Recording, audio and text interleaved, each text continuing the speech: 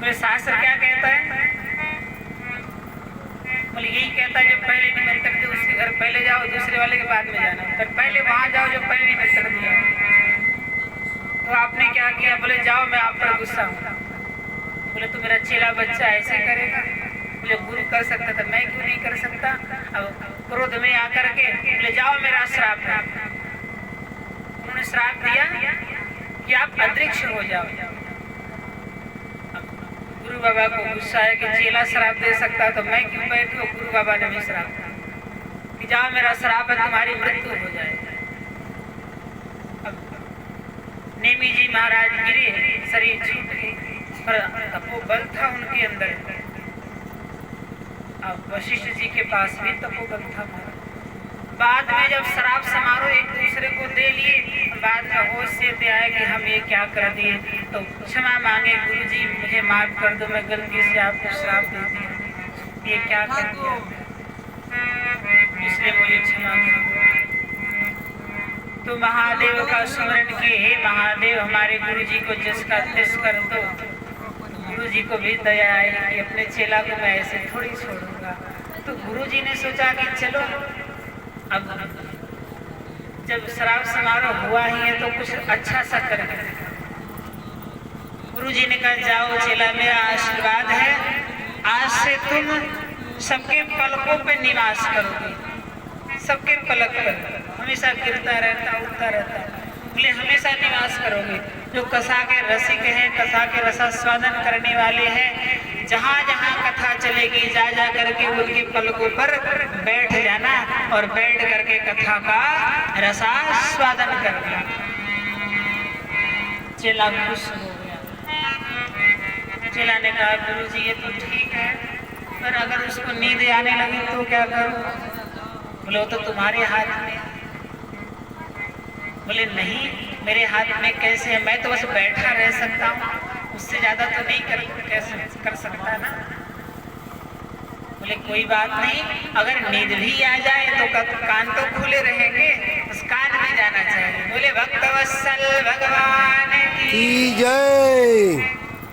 बोले जीव अगर सो भी गया हो, उसके कान में भागवत की आवाज जाए तो भी उसका कल्याण निश्चित ही रूप से करती है। बोले भागवत भगवान की जय। और जहाँ कथा हो रही थी, भगवान ब्रह्मा जी नारायण जी से याचना किए थे कि हे प्रभु कोई ऐसी जगह बताओ कि जहाँ कथा हो सके, कोई अच्छी सी साफ सुथरा जगह, पवित्र जगह। उन्होंने चक्र छोड़ा, चक्र जाकर के गिरा, और जहाँ चक्र गिरा तब ऋषियों ने सोचा बस यही भूमि पावन है, पवित्र है, ये कथा सुनने योग्य भूमि है। ये चक्र क्या है महाराज? ये चक्र हमारे अंतर जो चल रहा है, मन का द्वेष है, विकार है, जब यही स्थिर हो जाता है, शांत हो जाता है, तो समझ लो अब उत्तम जगह मिल गई, वो पवित्र जगह मिल गई जहाँ बैठ करके कथा का रसास्वादन किया जा सकता है। जब तक इस चक्र रूपी मन में, शरीर रूपी मन में जब तक चलता रहेगा कछु न कछु मन में, तब तक कथा समझ में आने वाली नहीं है। कथा को समझना हो तो मन में चल रहे प्रश्न इत्यादि उलझनों से थोड़ा सा दूर हो जाइए और प्रभु के चरणों में निवेदन डालिए कि हे रघुनाथ, हे दीनदयाल, मैं जब तक आपके पंडाल में रहूं तब तक आपका संपूर्ण रूप से कथा का रसा स्वादन कर सकूं, ऐसी कृपा कर दीजिए। तो भगवान की कृपा होती है। जब भी कथा पंडाल में जाइए, व्यासवादी भगवान भागवत को प्रणाम करिए कि हे प्रभु हमें सद्बुद्धि प्रदान करिए, हमें वो बुद्धि प्रदान करिए जो आपकी कथा का रसास्वादन करने में हमारी सहायता कर सके, हमारी मदद कर सके। बोली कन्हैया लाल की जय। तो अंतर के मन को यदि हम सही कर ले, पावन कर ले, तो हर जगह कथा सुनने की स्थान हो गई, चाहे वहाँ गटर ही क्यों ना बह रहा है। और यदि मन शुद्ध हो गया, ये शरीर क्या है, चमड़ी को हटाया जाए तो किसी व्यक्ति को कोई देख करके खड़ा भी नहीं रह सकता।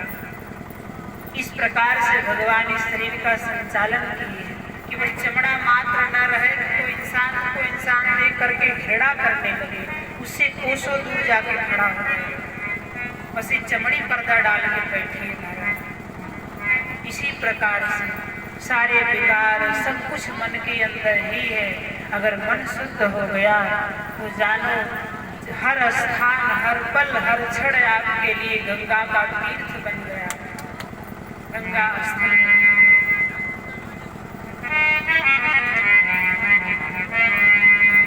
एक बार एक संत गए थे विदेश में,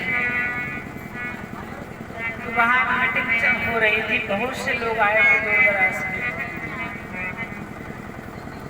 ऐसा देश जापान है जहाँ लगभग हर मिनट, हर घंटे में भूकंप आता रहता है। वहाँ ज़्यादा करके मकान आपको लकड़ी का ही देखने को मिलेगा, क्योंकि भूकंप आता रहता, गिरता रहता, बनाते रहते हैं। बहुत कारीगर होते हैं, लकड़ी के मकान को 5-5, 6-6, 7-7 तल्ले बनाते हैं। तो 7वें मंजिल पर महाराज जी भी थे और उनके चेला बच्चा, और जो हम मीटिंग रखी गई थी वहाँ के आसपास के लोग भी थे। और एक उसमें जो है जिला प्रशासन भी थे, वहाँ के अधिकारी। अब ऊपर मीटिंग चल रही है, तब तक भूकंप आया। हर मिनट, हर घंटे में तो आता ही भूकंप आया। अब अफड़ा तफड़ी मची महाराज। अब 7 मंजिल है तो 7 में लोग रह रहे हैं। अब 7 मंजिल के इकट्ठा भागेंगे तो बताओ क्या दशा होगी। द्वार जाम हो गए, गेट जाम हो गया, भागने में 7 मंजिल के लोग भागने लगे, भागो भागो भूकंप आया। अरे भाई भाग के कहाँ जाओगे, भूकंप अंदर भी है, भूकंप बाहर भी है, भूकंप ऊपर, भूकंप नीचे, तो जाओगे कहाँ। अब महाराज जी किसी छोड़े ही नहीं और उसी पे ध्यान लगा के बैठे। सारे लोग भागे भूकंप को देख करके, आकर के सीधा बाहर खड़े हुए। अभी डगमगा रही है धरती, हिल रही है। अब काउंटिंग होने, गिनती होने लगी। एक छूट गए, कौन महाराज जी छूट गए, जाओ लेकर के। बोले कौन जाएगा, बोले भूकंप शांत करे। कौतुक देखो कि अगल बगल का सारा घर गिर गया, पर जिस पर महाराज जी थे वैसा का वैसा पड़ा। भूकंप शांत हुआ, सारे लोग ऊपर गए। अब महाराज जी ध्यान में बैठे, पूरा मगन है अपने में। सारे लोग गए। अब तो मीटिंग कौन कर रहा है, तो जिलाधिकारी ने कहा बाबा एक बात बताओ, भूकंप आया, हम लोग भागे, अब तो कुर्सी छोड़ो ही नहीं, इसका क्या कारण है। ऐसी कौन सी अवस्था में डूबे हो जो आपको भूकंप भी पता नहीं चला कि भूकंप आया है।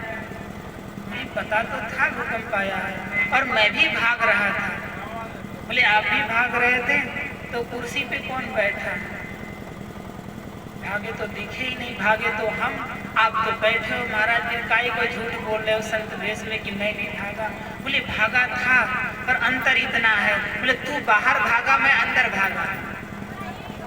अरे कौन से अंदर भागे, इतनी जगह में कहाँ भागोगे। संत कहते हैं देखो ये संसार विचित्र नगरी है, इसका नाम जगत है, जिसको कोई आज तक जान नहीं सका। भूकंप आया, भागे सब, तुम भी भागे, मैं भी भागे, बस अंतर क्या था, तुम लोग शरीर से बाहर की तरफ भागे, मैं शरीर के अंदर की तरफ भागा, अपनी ध्यान अवस्था की तरफ कि शरीर है नाशवान है, आज है कल समाप्त हो जाएगी, इसलिए चलो थोड़ी प्रभु का ध्यान लगा लो, उनके तरफ जा करके उनका स्मरण कर लो, हो सकता शरीर नष्ट भी हो जाए, फिर कौन जाने अवसर मिलेगा कि नहीं मिलेगा। तो तुम बाहर की तरफ भागे, मैं अपने प्रभु की तरफ भागा और जा करके समाधि लगा लिया, ध्यान लगा लिया। बस इतना ही अंतर है। भागा मैं भी था, तू भी भागे, पर अंतर इतना कि तुम बाहर की तरफ, मैं अंदर की तरफ, इतना ही। सारी मीटिंग छूट गई। हाथ जोड़े महाराज, कृपा करके वो अवस्था हमें भी सिखा दो। बोले कोई भोजन थोड़ी है कि थाली भर खिला दो, पेट भर गया, हो गया, मिल गया। कुछ चीजें पाने के लिए बरसों लग जाती है, कुछ समय लग जाता है। ऐसी आसानी से हर चीजें मिलती चले महाराज तो जीवन में कोई व्यक्ति कभी किसी को सुने ही नहीं, किसी के यहाँ जाए ही नहीं। इसलिए कुछ पाने के लिए कुछ तो खोना ही पड़ेगा। बोले भागवत भगवान की जय, श्री कन्हैया लाल की जय।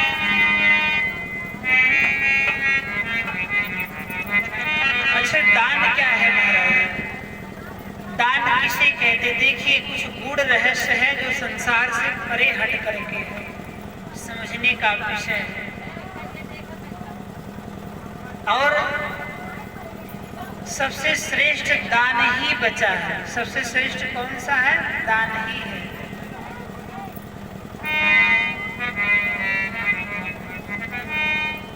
दान क्या है? दान मात्र धन ही नहीं है कि हम किसी को धन दे दे तो दान हो गया। 2000, 4000, 20,000, 50,000 मात्र धन देना दान नहीं है। क्यों? क्योंकि ये बाहरी दान है, ये वस्तु का दान है। और जो वस्तु हम दान करेंगे हम वही वस्तु ही पा सकते हैं। कर्ण क्या किया था? कर्ण ने मात्र जीवन में सोने का ही दान किया था, और जब पहुंचा तो भोजन के लिए, उसको भोजन पाने के लिए सोना ही आया। तो प्रश्न किया कि हे प्रभु, मैं क्या सोना खा के रहूंगा? तो भगवान ने कहा कि सोना दान की हो तो सोना खाओ। सबका दान करना चाहिए, सोने का करो, भोजन का करो, अन्न का करो, हर चीज का थोड़ा थोड़ा दान करो। जरूरी नहीं कि पैसे का दान करो, स्वर्ण का ही दान करो, वस्त्र का ही दान करो, बहुत सारी देखो, कुछ दान बहुत हट करके है। किसी के दुख में जाकर के 2-4 आंसू बहा, इसको भी दान ही कहा जाता है। आपको मिलेगा, जो देखो मिलेगा। कोई दुखी है, उसके दुख में जाकर के शामिल हो जाओ, इसको भी दान ही कहा जाता है। कोई हंस रहा है, हंसी ना भी आए तब भी उसके मुस्कुराहट में शामिल हो जाओ, जाके मुस्कुरा दो, इसको भी दान ही कहा जाता है। कोई अकेला बैठा हो, उसके पास बैठ करके, अगर उसको आपको पास बैठ कर देख करके सुकून मिलता है तो कुछ क्षण उसके पास बैठो, इसको भी दान ही कहा जाता है। अगर किसी के हाथ में हाथ रख करके बैठने से उसको सुकून और आनंद की प्राप्ति होती है तो कुछ क्षण के लिए बैठ जाओ, ये सब मिलने वाला है आपको, इसको भी दान ही कहा जाता है। दान का अर्थ जीवन की प्याली को सिकोड़ो मत, फैलाओ उसको, जितना हो सके फैलाओ। जीवन की प्याली से जितना रस बहता है, जितना रस दूसरे की प्याली में जाता है, उसको जाने दो, बहने दो, रोको मत उसको, समेटो मत उसको, जाने दो, जितना जा रहा है, जितना बह रहा है। ये सब दान ही है। आप जीवन को सिकोड़ोगे नहीं, ये धन मेरा ही है, मेरे काम आएगा। मेरा ज्ञान है, मैं दूसरे को नहीं दे सकता। मेरा प्रेम है, मैं दूसरे को नहीं दे सकता। दान क्या होता है?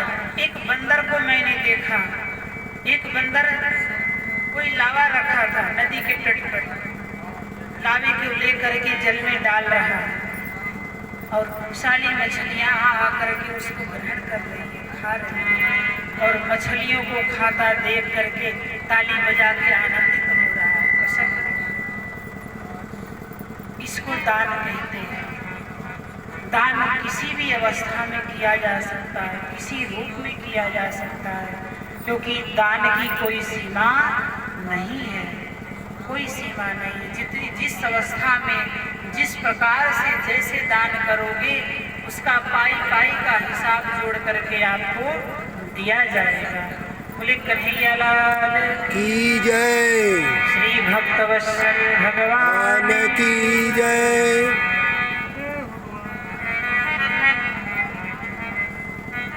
और प्रेम क्या है? प्रेम के लिए आज तक कोई शब्द बना ही नहीं जो प्रेम का वर्णन किया जा सके। कोई शब्द नहीं बना, कोई शब्द नहीं। और प्रेम वही है जो एक बार हम जिसको देख ले, एक बार मात्र, एक बार जिसको देख ले और जीवन में फिर कभी वो हमें न दिखे, फिर भी उसको चाहते रहना, याद करते रहना और पूरा जीवन पर्यंत उसकी याद में रोते बिता देना, ये प्रेम की सबसे बड़ी प्रकाष्ठा है महाराज, सबसे बड़ी प्रकाष्ठा प्रेम। आजकल प्रेम एक खेल हो गया है, एक जाल हो गया है। 2-4 दिन के लिए आज इनसे, कल उनसे, परसों उनसे, नरसों उनसे। अगर प्रेम हो महाराज तो राधा कृष्ण की तरफ हो कि एक दूसरे को जीवन भर याद करते रह गए, न पाने के बाद भी जीवन पर्यंत याद करते रहे। बोले कन्हैया लाल की जय। इसकी कोई शब्द ही न बना, कोई व्याख्या ही नहीं की गई, वो प्रेम है। सारे शब्दों का वर्णन किया गया है पर प्रेम का कोई वर्णन ही नहीं है। किसी गूंगे व्यक्ति को मीठा खिला दिया जाए तो क्या बताएगा कितना स्वाद है, कितना बढ़िया मीठा है। उसी प्रकार प्रेम है। तो और प्रेम वो भी कैसा होना चाहिए? मोहधारी जीव से प्रेम नहीं होना चाहिए। मोह जीव पर दया करो, जीव पर कृपा करो, पर प्रेम एकमात्र परमात्मा से ही होना चाहिए, प्रभु से ही होना चाहिए। क्यों? क्योंकि प्रेम को क्यों इतना महान माना गया है? एक बार प्रभु से प्रेम हो गया फिर कोई चीज करने कराने की आवश्यकता ही जीवन में नहीं है। क्यों? क्योंकि प्रेम ऐसा साधन है कि अब आपको अपने प्रेमी को भुलाने ही नहीं देगा तो बाद में क्या कराओगे, क्या कराओगे? वो भुलाने ही नहीं देगा। निरंतर यज्ञ की तरह आपके हृदय में 24 घंटा चलता ही रहेगा, मथता ही रहेगा। फिर क्या सुनोगे, क्या सुनाओगे आप? वो तो नित्य प्राय चल रहा है। बोले भागवत भगवान की जय। श्री कन्हैया लाल की जय। तो देखना चाहिए क्या जगत के सारे नाते छोड़ करके एकमात्र एक ही नाता होना चाहिए। जगत के रंग क्या देखो तेरा दीदार काफी है। जगत के रंग क्या देखूं तेरा दीदार काफी है। जगत के रंग क्या देखो तेरा दीदार काफी है। जगत के रंग क्या देखूं तेरा दीदार काफी है। करूं मैं प्यार किस को, करूं मैं प्यार किस को, तेरा बस प्यार काफी है। करूं किसको प्यार में तेरा प्यार काफी है।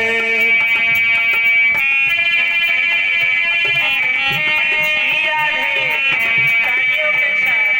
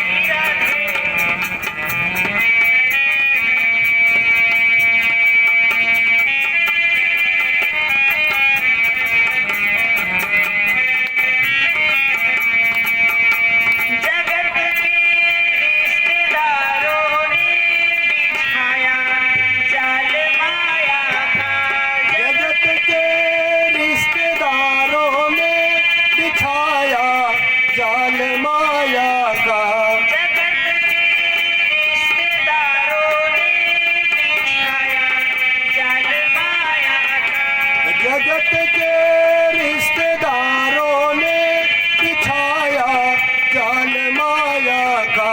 तेरे संतों से हो प्रीति, तेरे भक्तों से हो प्रीति, यही परिवार काफी है।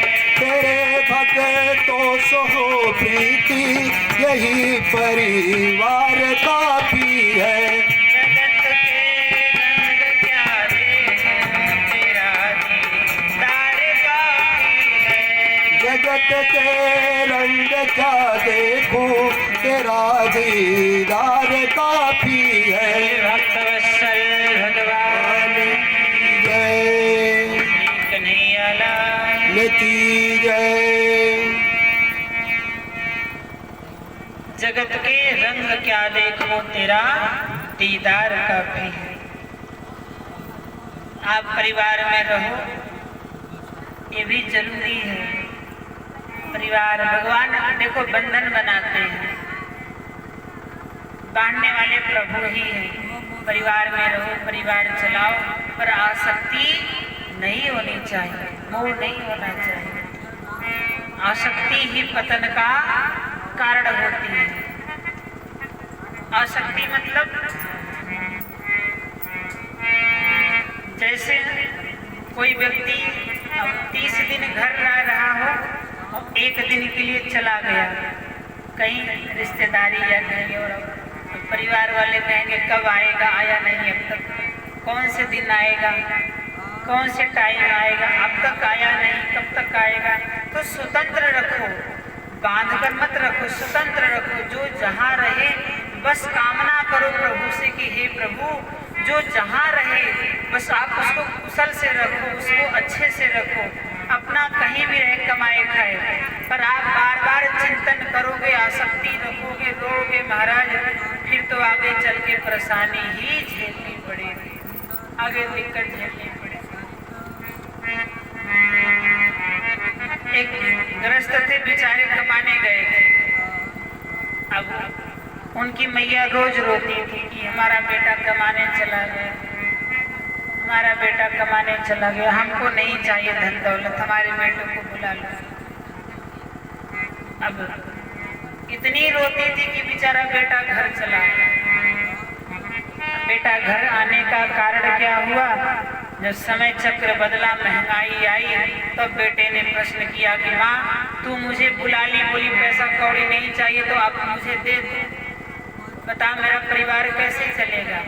आज मैं कमाया होता, मैं विदेश गया था, आज कितना पैसा कमाया होता, तुम्हारे लिए बना दिया होता, अपने लिए बना दिया होता, और किसी के दुख सुख में मदद कर दिया होता। तो न मुझे लायक छोड़ी, न खुद को लायक छोड़ी। ऐसा क्यों की तुमने? तो मोह भी विनाश का कारण ही होता है, इसलिए मोह नहीं रखना चाहिए। स्वतंत्र रखो, जो जहाँ रहे बस आप जैसे रहो, प्रभु के सुमरन में रहो, भजन में रहो। क्यों? क्योंकि जीव आता है कर्म लेकर के और धर्म लेकर के जाता है। कर्म लेकर के आता है, धर्म लेकर जाता है। जो कमाओगे वही लेकर के जाओगे, जो भी उससे फल प्राप्त हो।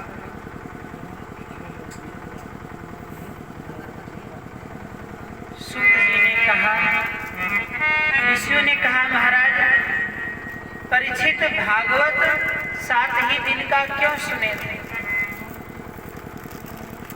सूत जी कहते हैं हे ऋषियों, इसलिए सुने थे क्योंकि राजा परीक्षित को श्रृंगी ऋषि का श्राप लगा था।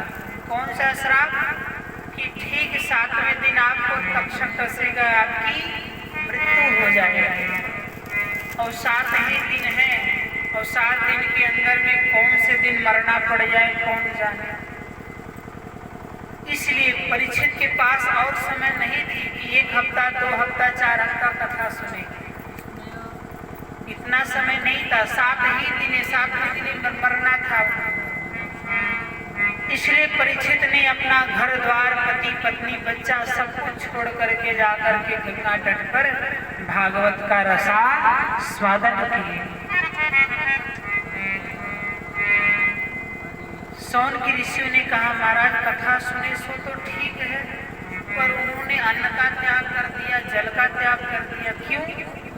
क्या कथा सुनने वाला भोजन नहीं पा सकता? सूत जी कहते क्यों नहीं पा सकता? बेशक पा सकता है। परीक्षित इसलिए भोजन पानी नहीं लेते थे कि पहला ये था कि अगर मैं भोजन लूंगा तो मुझे शौच जाना पड़ेगा और मेरी उतनी समय बर्बाद हो जाएगी, उतना समय नुकसान जाएगा। जाऊंगा, स्नान बनाऊंगा, आऊंगा और साथ ही दिन में मरना है। इसलिए मैं नहीं चाहता कि मेरा एक क्षण भी मिथ्या जाए, एक क्षण भी अलग विलग हो, एक क्षण भी मैं गंवाना नहीं चाहता हूँ। इसलिए हर क्षण मुझे भागवत चाहिए। दूसरी बात बोले इसलिए जल नहीं लिए, बोले संकल्प कर लिए कि मैं एक एक शब्द को हर क्षण, हर मिनट, हर घंटे सुनना चाहता हूँ, ताकि मुझे बोध हो कि भागवत वास्तव में जिसकी महिमा मैं सुनता आ रहा हूँ उसकी क्या महत्ता है, वो क्या गति प्रदान करती है मुझे, ताकि कोई ये न कहे कि परीक्षित ने कुछ भागवत छोड़ करके छोड़ दी, 1 घंटे की भागवत छोड़ दी, आधे घंटे की भागवत छोड़ दी। मैं हर क्षण की भागवत ग्रहण करना चाहता हूँ। इसलिए परीक्षित ने अन्न और जल का त्याग कर दिया था, संकल्प ले लिया था कि जब तक मैं पूरी भागवत नहीं सुन लेता तब तक अन्न जल ग्रहण नहीं करूंगा। बोले भागवत भगवान की जय, श्री कन्हैया लाल की जय।